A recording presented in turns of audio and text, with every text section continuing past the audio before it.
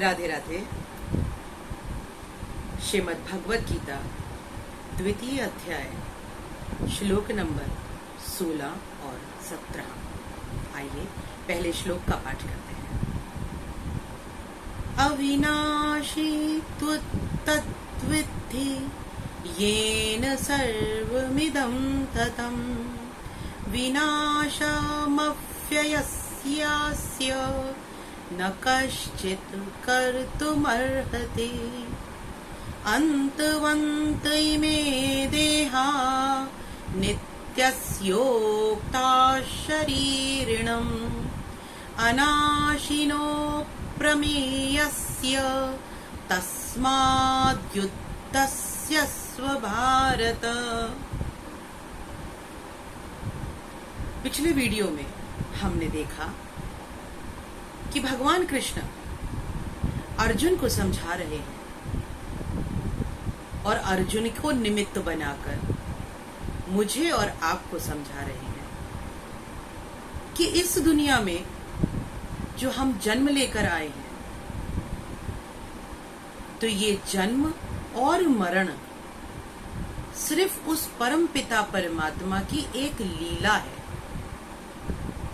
क्योंकि इस देह में जो आत्मा रूपी प्रभु है वो तो अविनाशी है, वो अजन्मा है, वो अजर है, वो अमर है, वो सर्वत्र है, वो सच्चिदानंद है। और चूंकि हम अपने इस रूप को पहचान नहीं पाते, तो सदैव शोक और मोह में ग्रसित रहते हैं। संपूर्ण गीता का ज्ञान एक मुख्य बिंदु पर आधारित है, और वो बिंदु ये है कि हम मनुष्य, हम अल्पज्ञ मनुष्य अपने उस बंधन से छुटकारा पाएं, उस बंधन से मुक्त हो पाएं जो बंधन स्वयं हमने अपने ऊपर ओढ़ रखा है। एक कथा है कि एक बार एक छोटे मुंह के घड़े में कुछ फल रखे हुए थे, तो एक बंदर आया और उसने उस घड़े में अपना हाथ डाला और मुट्ठी में भरकर फल हाथ बाहर निकालने लगा, तो उसका हाथ बाहर नहीं निकला।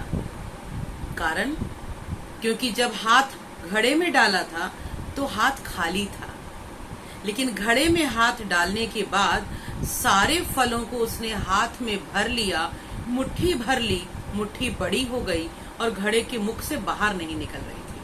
अब वो बंदर रोने लगा, बहुत चिल्लाए, बहुत तड़पे, बहुत हाय हाय मचाए, बहुत त्राहिमाम पुकारे। तो लोगों ने उसे समझाया कि तुम रो क्यों रहे हो। बंदर ने कहा कि घड़े ने मुझे पकड़ लिया। अब किसी ज्ञानी पुरुष ने उसको समझाया कि घड़े ने नहीं पकड़ा, पकड़ा तो तुमने है। घड़े में जो सामान है, भोग विलास की सामग्री है, जो फल हैं, उन्हें छोड़ दो तो हाथ बाहर आ जाएगा, तुम मुक्त हो जाओगे।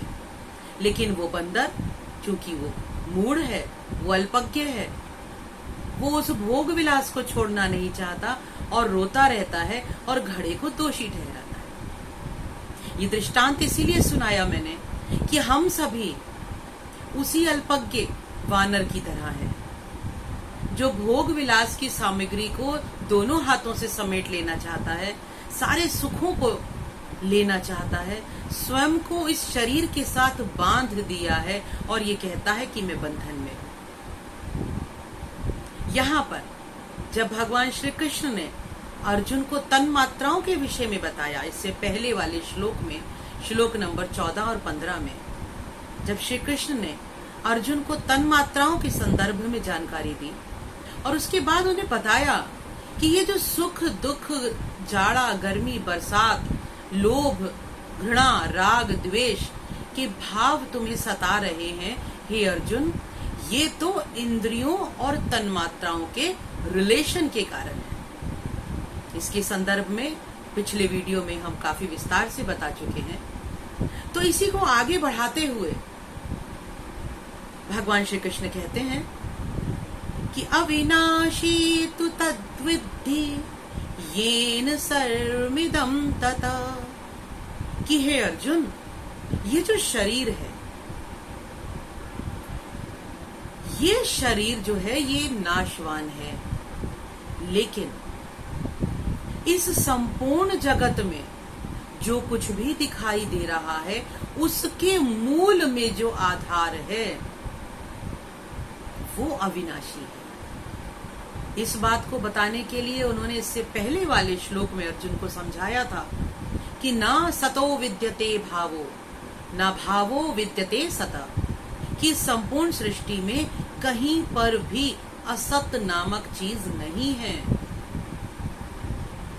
क्योंकि हे अर्जुन, जो कुछ भी दिखाई दे रहा है या इस भूतकाल में था या जो भविष्य में होगा, उस सभी में मेरा ही स्वरूप जान। बहुत गहरी बात है और अर्जुन भगवान कृष्ण इस गहरी बात को हम सब में उपस्थित अर्जुन को समझा रहे हैं कि इस संपूर्ण सृष्टि में वही अविनाशी तत्व समाया हुआ है। तो जब संपूर्ण सृष्टि में वो अविनाशी तत्व समाया हुआ है तो तुम उसका विनाश कैसे कर सकते हो?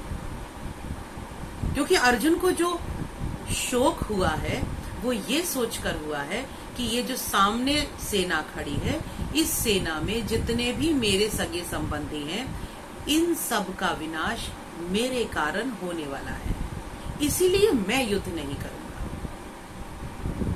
तो यही बात भगवान कृष्ण अर्जुन को समझा रहे हैं कि इनका विनाश सिर्फ तुम्हारे माध्यम से हो रहा है, तुम कर नहीं रहे हो।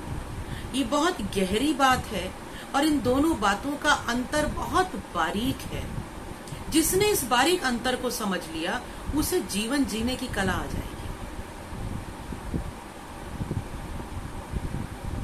ये कथा हमने की है, ये यज्ञ मैंने किया है, ये होटल मैंने बनवाया है, ये धर्मशाला मैंने बनवाई है, ये मेरे बच्चे हैं, ये मेरा परिवार है, ये मेरा समाज है, मेरे ही संभाले संभलेगा, और अगर मैं छोड़ दूंगा तो इसका विनाश हो जाएगा। ये सब है कर्ता भाव। और चूंकि इस कर्ता भाव से आप और हम जुड़े हुए हैं, बंधे हुए हैं, तो हमें कष्ट होता है, हमें दुख होता है। हम कोई यज्ञ कराते हैं तो चूंकि हम सोचते हैं ये यज्ञ मैंने किया है, तो हम आनंद प्राप्त करते हैं, सुखी होते हैं, यश प्राप्त होता है तो खुशी में फूल जाते हैं, क्योंकि हम सोचते हैं मैंने किया है। और इसी तरह से अगर कोई कार्य गलत हो रहा है तो ये चूंकि मैं कर रहा हूं तो इसीलिए मेरे कारण ये विनाश हो रहा है, तो शोक है। आपने देखा होगा, हम अपने बच्चों को पढ़ाते हैं, लिखाते हैं, बड़ा बनाने की कोशिश करते हैं, उनके भविष्य को संवारने का प्रयास करते हैं। सभी माता पिता करते हैं, अच्छी बात है, करना चाहिए। लेकिन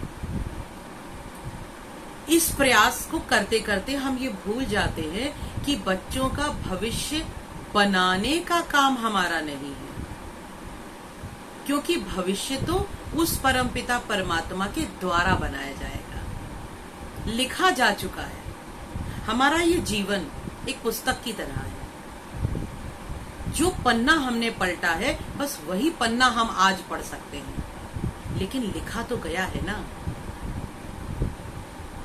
क्या उन पन्नों में हम बदलाव कर सकते हैं? नहीं। इन बातों को हमें समझना होगा। प्रत्येक व्यक्ति का संपूर्ण जीवन जन्म लेते ही निर्धारित हो चुका है। हमें प्रत्येक दिवस को और आने वाले प्रत्येक पल को, सामने आने वाली प्रत्येक परिस्थिति को फेस करना है, उसका सामना करना है। हम बदल नहीं सकते। और ये बात अवश्य समझने के लिए है, बहुत ही गहरी बात है कि जो भी लोग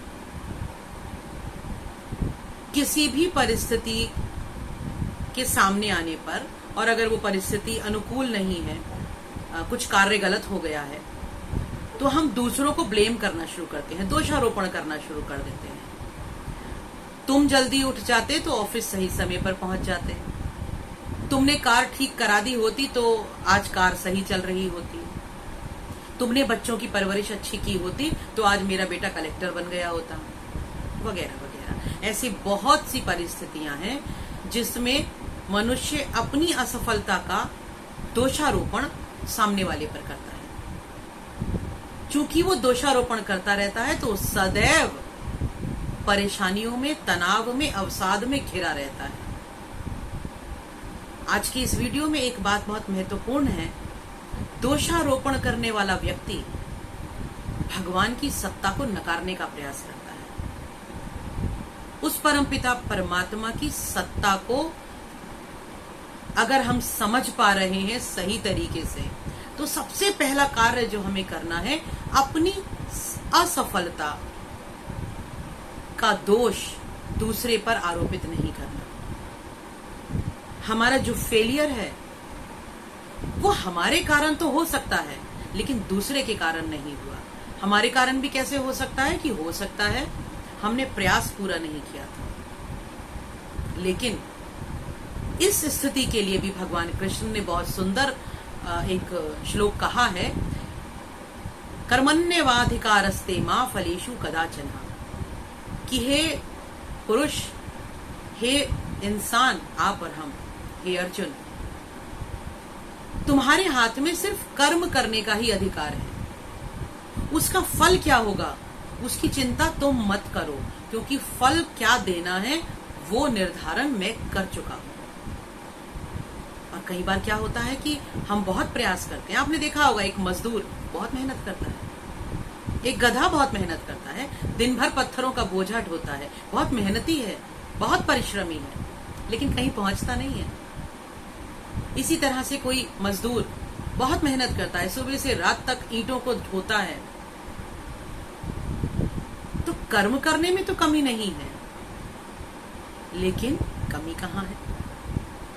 ईश्वर ने कहा है कि कर्म तुम करो, फल की चिंता तुम्हें नहीं करनी है, क्योंकि वो जो फल है वो प्रारब्ध के अनुसार ही मिलेगा। तो हमारे हाथ में, इंसान के हाथ में सिर्फ कर्म करना लिखा है। आगे बढ़ते हैं तो यहां पर भी भगवान श्री कृष्ण ने अर्जुन को कहा कि हे अर्जुन, जिन देहों को, जिन सगे संबंधियों को तुम सोच रहे हो कि तुम्हारे मारे से वो मरेंगे, ऐसा नहीं है।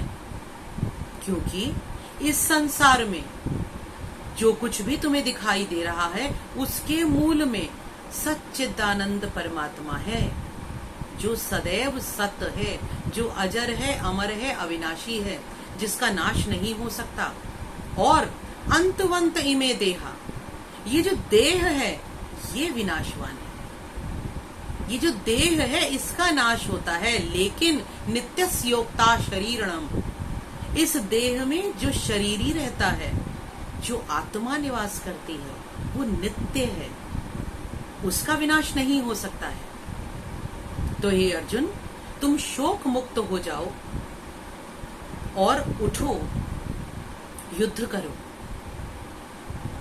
इसी बात को उपनिषद समझाते हुए भी कहते हैं, नाहम देहो जन्म मृत्यु कुतो में, मैं तो देह हूं ही नहीं। तो जब मैं यानी आत्मा देह नहीं है तो फिर मेरी जन्म और मृत्यु कैसे हो सकती है? इसी बात को यहाँ पर भगवान श्री कृष्ण ने अर्जुन को समझाया है। इसीलिए गीता को कहा गया है कि सभी उपनिषदों का सार श्रीमद् भगवत गीता है। अगर श्रीमद् भगवत गीता का ज्ञान ले लिया तो हमें कुछ भी अलग से पढ़ने की आवश्यकता नहीं है। तो आज के लिए यही 2 श्लोक, आगे बढ़ेंगे कि उपनिषद और क्या कहता है, भगवान श्री कृष्ण ने और कैसे समझाया, और अर्जुन के इस शोक को नष्ट करने के लिए किस तरह से उसका ज्ञान वर्धन किया। तो इसी ज्ञान योग में अगले वीडियो में आगे बढ़ेंगे। तब तक के लिए ओम तत्सत। ओम